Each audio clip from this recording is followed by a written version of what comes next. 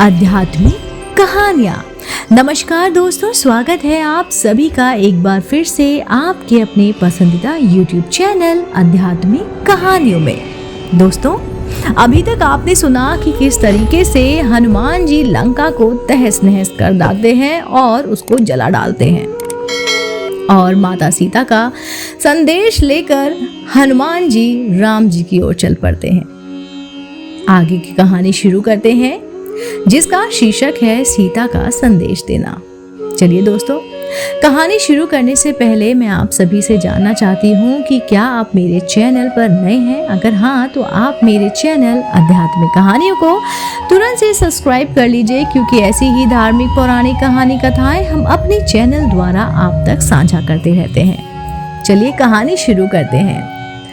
समस्त वृत्तांत सुनने के पश्चात सुग्रीव सभी आगत वानरों सहित विचित्र कानों से सुसज्जित प्रसन्न वर्ण पर्वत पर ही श्री राम जी के पास गए।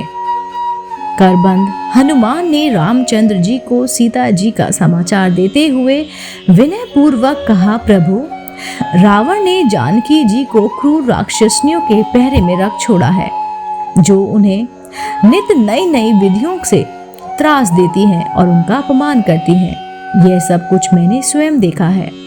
वह केवल आपके दर्शनों की आशा पर ही जीवित रहकर यह दुख और अपमान सहन कर रही हैं।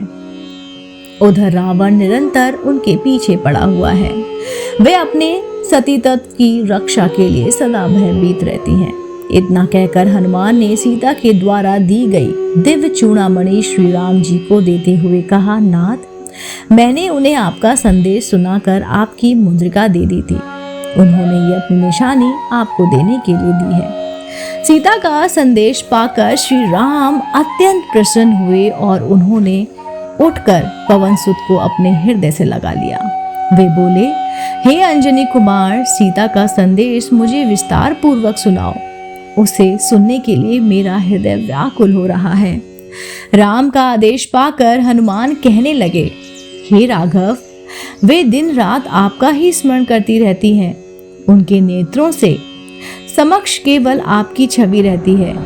उन्होंने संदेश भेजा है कि रावण ने मुझे 2 मास की अवधि दी है। इस अवधि में आप मुझे उसके हाथों से अवश्य मुक्त करा लें।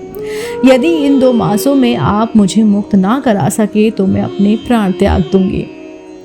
आप तीनों लोगों को जीतने की सामर्थ्य रखते हैं और आपकी अपूर्व क्षमता में मुझे अटल विश्वास है।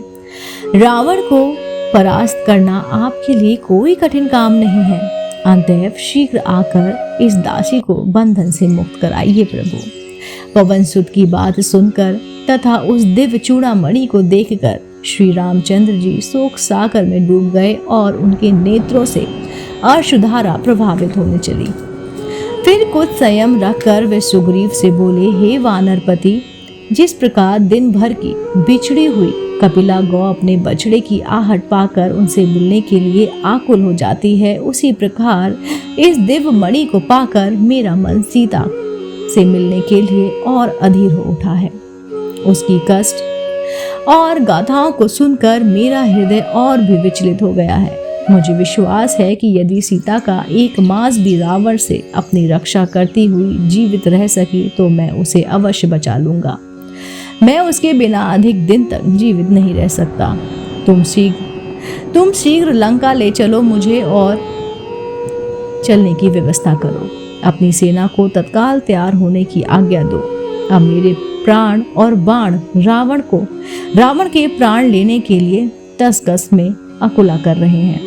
अब वह दिन दूर नहीं जब जानकी और सारा संसार रावण को सपरिवार मेरे प्राणों की रथ पर बैठकर यमलोक जाते देखेगा। वाल्मीकि रामायण सुंदरकांड यहीं पर समाप्त होता है। दोस्तों, उम्मीद करती हूँ आपको मेरे द्वारा सुनाया गया कहानी, जिसका शीर्षक था सीता का संदेश देना, पसंद आई होगी। दोस्तों, अगर आप ऐसी ही धार्मिक पौराणिक कहानी कथाएं सुनना पसंद करते हैं तो आप मेरे चैनल आध्यात्मिक कहानी को तुरंत लाइक कीजिए, शेयर कीजिए और सब्सक्राइब कीजिए।